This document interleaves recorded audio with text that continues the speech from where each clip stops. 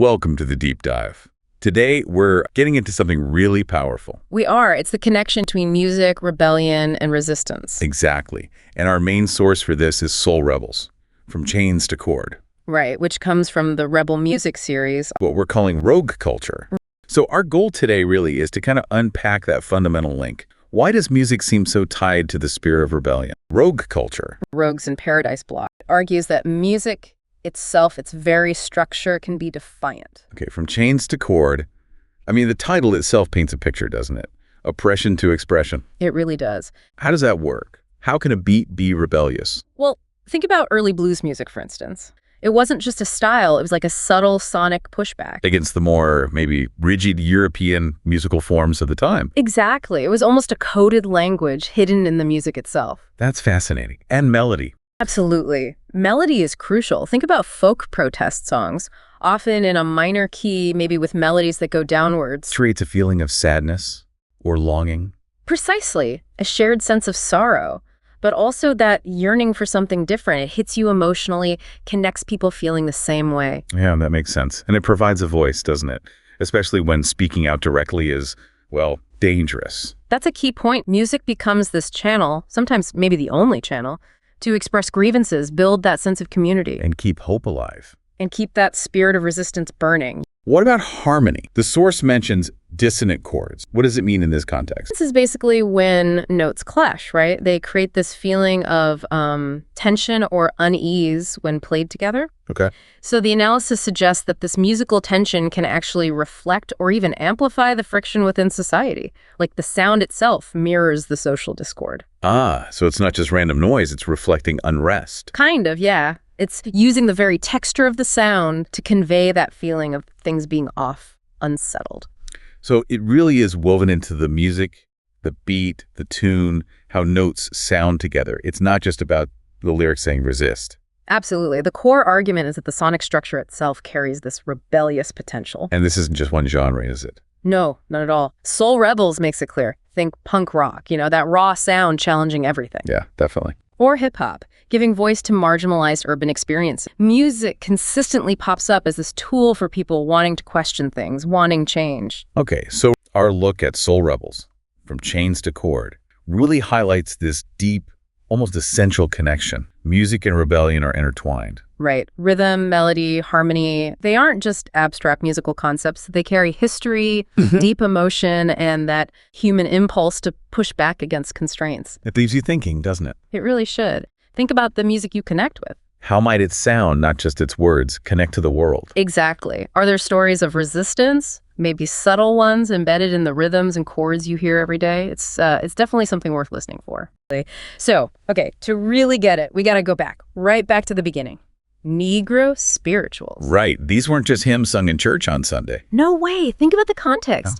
Enslaved Africans in the South. Music was absolutely vital survival. It was how they communicated, processed things, unimaginable things. And these songs, they were this mix, weren't they? African rhythms, Christian hymns. A really powerful blend. And what's so incredible is how layered they were. Sure, they were about faith, but they were also packed with hidden meanings, coded messages about freedom, escape, all woven into religious words. Basically, acts of resistance set to music. Totally. Think about wade in the water. Yeah. Sounds like baptism, right? Yeah. But it was also practical advice. Get in the stream, throw the dogs off your scent. Exactly. Real instructions for escape. It shows how these songs worked on, multiple levels. Such a powerful example. And Rogues in Paradise really hammers this home, these spirituals, through the bedrock. A foundation. Yeah. Musically, thematically. Almost everything that came after, sacred or secular, you can trace bits of it back here. That call and response thing. Oh, yeah. Everywhere. Gospel, blues. Even rock and roll, the way the instruments answer each other. It all starts here.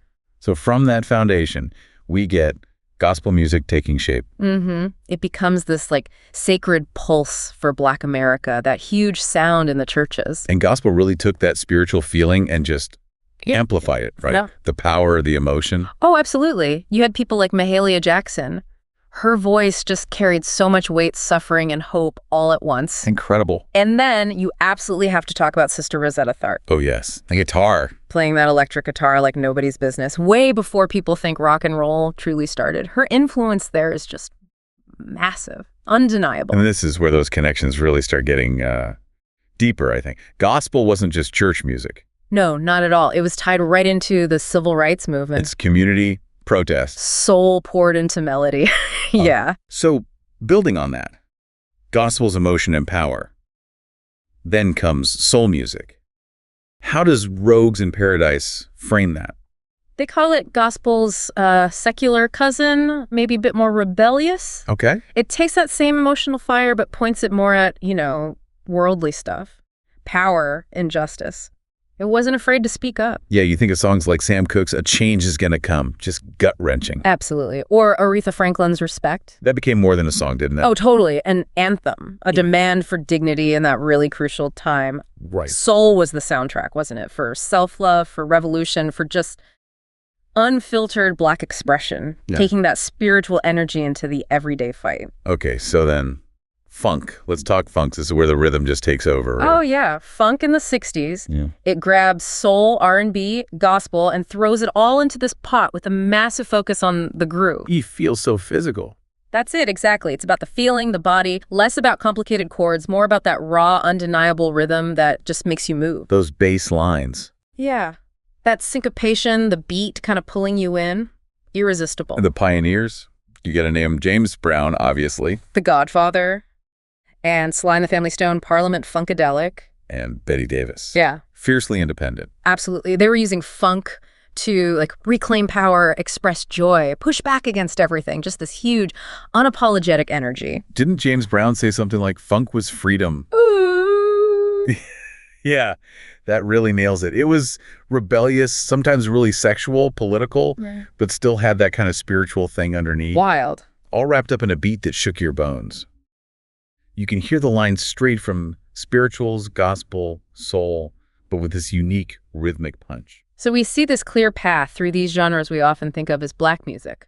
But then Rogues in Paradise throws a curveball, right? About folk and country. Yeah, this is where it gets really, really interesting because we usually put those genres in a different box, a wider box. Right.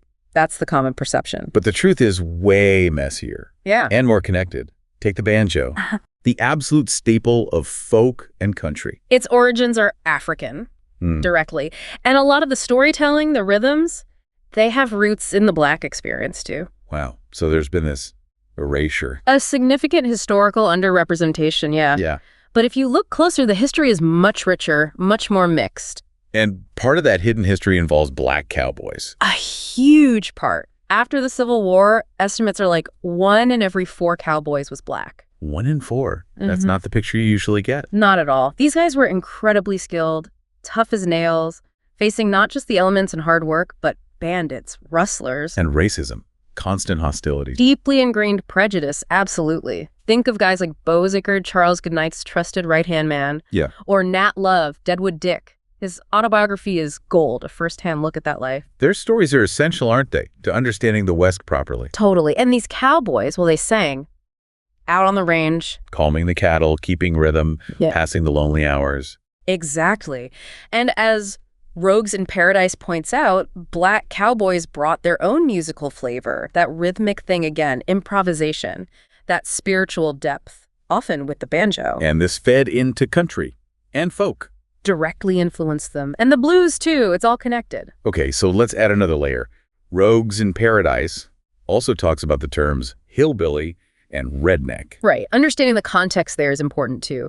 Hillbilly originally pointed to those Appalachian communities, often Scots-Irish folks. Settled in the mountains, kind of isolated. Developed their own amazing music traditions, old-time, bluegrass, Appalachian folk.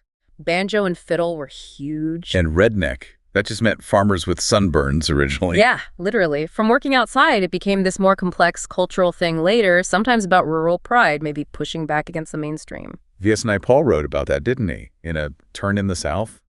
Seeing past the stereotype? Yeah, he saw the deep culture, the history, the religion, that kind of defiant spirit in those communities. It wasn't simple. And the music from these groups? Hillbilly music, country ballads, outlaw country later on. While we often see it as just a white tradition. It wasn't totally separate. It was bumping up against, influenced by those black traditions we've been talking about. Exactly. Which brings us to a really key point. The music industry segregation. Race records for black listeners. Hillbilly records for white listeners. That was about race, not sound. Purely race. Not because the music was fundamentally that different in all cases. Because underneath that industry separation, musicians were still swapping ideas. All the time. Jam sessions, front porches, juke joints. People were listening to each other, borrowing rhythms, tunes, styles, despite the labels. Which kind of leads us to today, right? Rogues in Paradise talks about a roots rebellion happening now. Yeah, it feels like a reclaiming is happening. Artists are consciously digging into these mixed histories, blurring those old lines. Artists like... like Dom Flemons, digging into the black string band tradition. Beyonce, obviously, with her country explorations. Mickey Guyton, Lil Nas X. Yeah, showing that black music isn't just one thing. It's this huge, diverse spectrum. Absolutely. And, these connections, these crossroads, they aren't new. Even way back pre-integration. You had black fiddlers playing at white dances. White singers picking up black rhythms. And DeFord Bailey. The harmonica player. Yeah, a black musician who was one of the first stars of the Grand Ole Opry. Wow. That history gets buried. It does. And you see that same kind of rogue spirit today. Yeah. Beyonce rocking cowboy gear, Lil Nas X owning that Old Town Road space. Embracing the aesthetic, but with black pride. Exactly. It feels like coming full circle in a way. So let's pull back to that word soul. The dictionary might give you one definition. Right, like Black American music, late 50s, 60s, standard stuff. But Rogues in Paradise pushes for something bigger. Much bigger. That essence of soul, the resistance, the deep feeling coming out of struggle. That didn't start in the 50s. No, you can hear it way earlier. You hear it in the spirituals, the very first songs of enslaved Africans. It's in the rhythms, the cries. It's always been there. That rebel soul. That's the thread. So wrapping up this deep dive, it really feels like American roots music is this incredibly tangled, interconnected thing. Deeply interconnected. And black music traditions weren't just part of it. They were foundational. Absolutely central. Yeah. And that rebel soul we talked about, it just echoes through everything from spirituals to, whatever's topping the charts today. It really challenges how we usually think about music history. It does. It forces you to look beyond the easy labels. And hopefully, for you listening, if you're into getting knowledge quickly but also want those aha moments, hopefully this look at where American music really comes from has delivered that. Yeah, maybe revealing some connections, a deeper story than the one you usually hear. Definitely makes you think. Which leads to a final thought, maybe. How does that rebel soul show up now in today's music? Good question. Maybe, start listening for it. Look for artists across all kinds of genres who have that spirit, that defiance, that honesty. There's probably a lot out there waiting to be heard differently now. Exactly. Go explore.